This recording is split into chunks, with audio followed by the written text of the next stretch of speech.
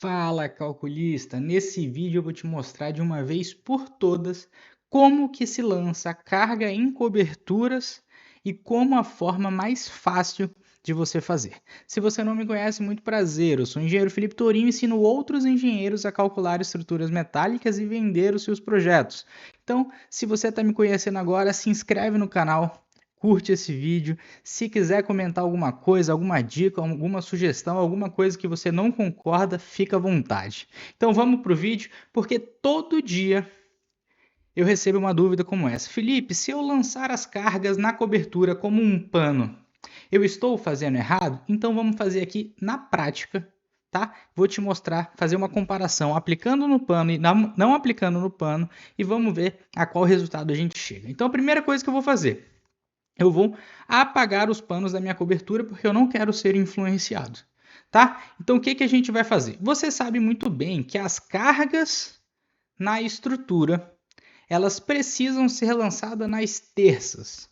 Ou seja, se eu tenho toda a minha treliça, tenho toda a minha cobertura, eu vou pegar aqui essa barra e vou aplicar o peso nela. Vou aplicar uma determinada carga, tudo bem? Vamos fazer para fins didáticos. E aí é o seguinte, primeira coisa que a gente tem que saber, qual que é a área de influência dessa terça aqui que eu estou falando, certo? Então a distância entre as minhas terças está de 2 metros 002, tanto de um lado quanto para o outro. Ou seja, a minha área de influência, vou até tirar um print aqui para a gente desenhar e não ter absolutamente nenhuma dúvida, a nossa área de influência vai ser o seguinte, vou desenhar aqui, ó, se essa aqui, desse nó aqui da esquerda até o nó da direita, é a nossa terça, a área de influência, ou seja, a área no qual a carga que está sendo aplicada vai ser transferida para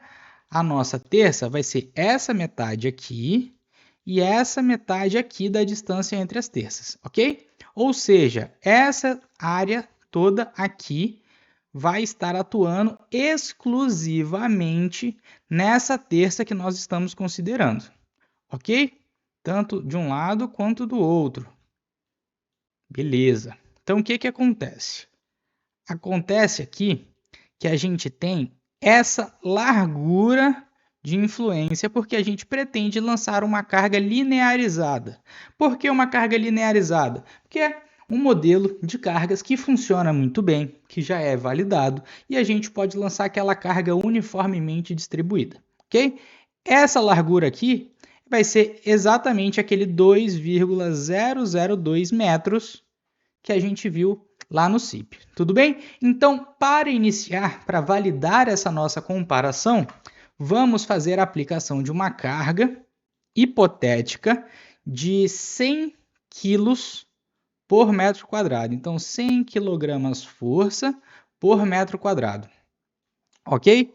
Então, o que que a gente tem aqui como carga linearizada? A gente precisa ter, então, 100 kg força por metro quadrado, e aí eu vou tirar um pouco o zoom aqui e fazer essa conta junto com você. Então, a gente tem uma carga por área de 100 kg, e aí eu vou colocar aqui L aqui, para ser a nossa carga linearizada, tá bom? Então, 100 kg força por metro quadrado, multiplicados pela nossa largura de influência, que é 2,002 metros. A gente vai ter um resultado aqui, esse resultado é fácil, porque a gente está multiplicando por 100, mas se você tiver dúvida, não hesite em usar a calculadora, tá? 2,002 vezes 100 kg força por metro quadrado. Então vai dar para a gente 200,2 kg força por metro, ok? Então 2,2 quilogramas força por metro, ok? Essa é a nossa carga linearizada nessa terça com essa área de influência. Tudo bem? Combinado até aqui? Então vamos lá. A gente precisa aplicar aqui no CIP agora e eu vou mudar a layer somente dessa terça. Então aqui, ó, terça de comparação, que eu vou colocar uma cor qualquer aqui, vou colocar um laranja, que vai ficar no meio ali, vai ficar legal. Vou fazer assim, Vou mudar a layer dessa terça especificamente só para ela ficar de uma outra cor. Certo? Então ela já está na cor certa, a gente precisaria aplicar uma carga linearizada, que a gente acabou de fazer a conta. Aqui eu vou colocar como sobrecarga, mas é só um exemplo, tá bom? Vou aplicar aqui a carga. Essa carga vai ser uma sobrecarga e aqui veja, eu estou usando tonelada força por metro, então aqui eu vou aplicar no sentido negativo de Z, que é esse aqui, no eixo global, como sendo 0,202, ou seja, 200,2 kg-força por metro, que foi a conta que a gente fez, tá bom? Aí vai aparecer exatamente dessa forma para você, tudo bem?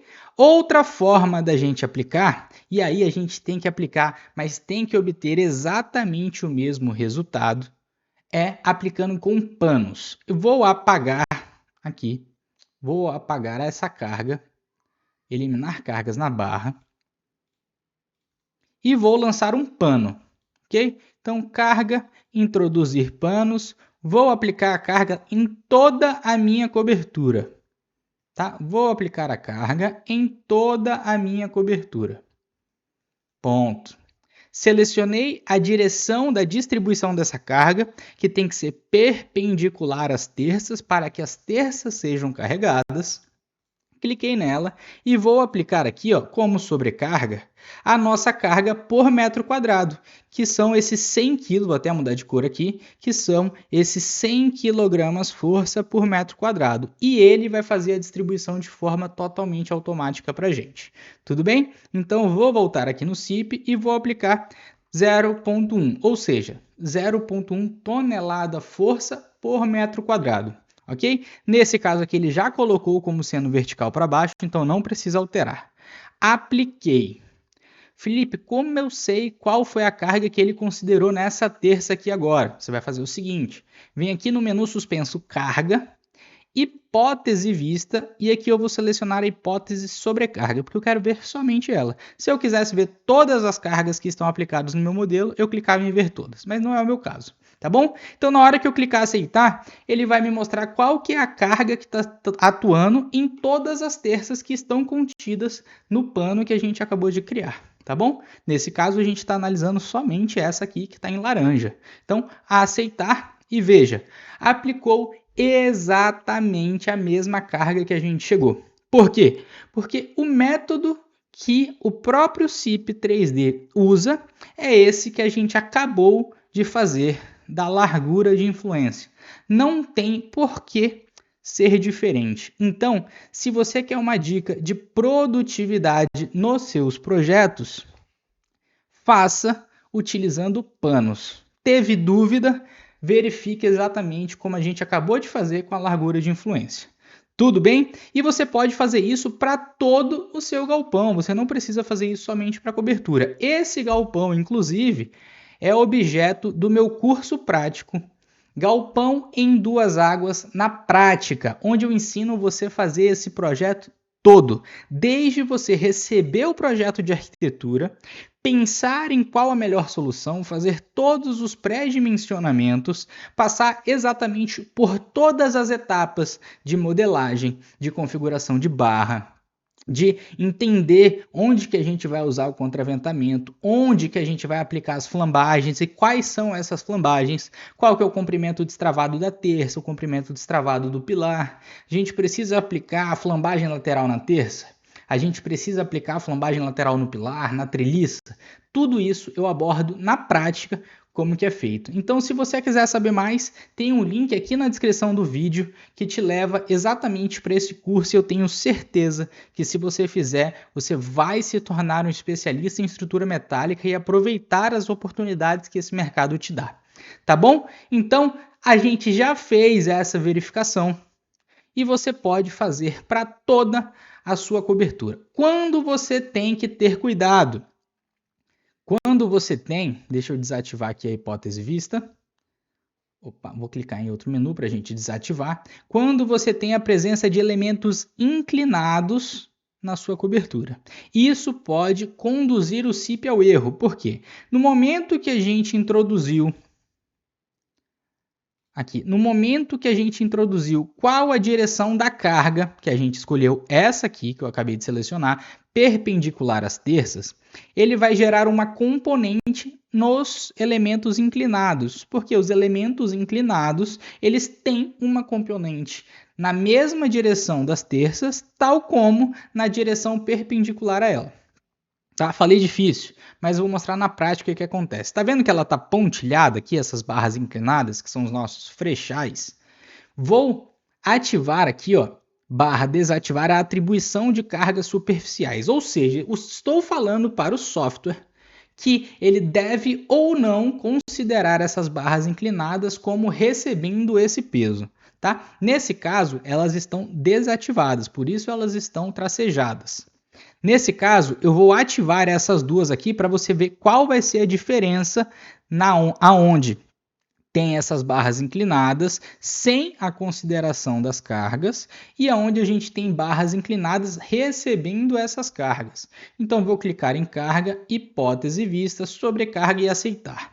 Veja que aqui onde ela não estava tracejada, ela estava contínua, ela tem sim uma absorção dessas cargas. Só que essas barras, elas não participam disso. Na prática, elas não vão receber a carga que está vindo ali da telha, nem da sobrecarga, nem do vento e etc. Quem vai receber isso são as terças.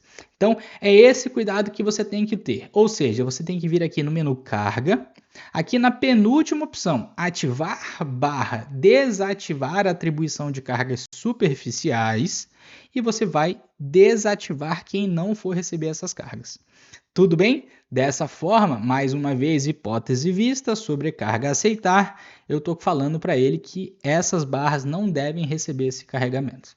Tudo bem? Espero que eu tenha te ajudado de uma vez por todas como que você vai fazer isso de maneira fácil, prática e justificada para ter estruturas eficientes e muito bem otimizadas. Então, se você ainda não está inscrito no canal, se inscreve no canal, curte esse vídeo, comenta alguma coisa aqui falando que gostou do vídeo, que não gostou, que quer dar uma sugestão, faz para você um tema que te ajudaria bastante, que eu vou ter o maior prazer de te atender. Tá bom? Te vejo no próximo vídeo e tchau, tchau!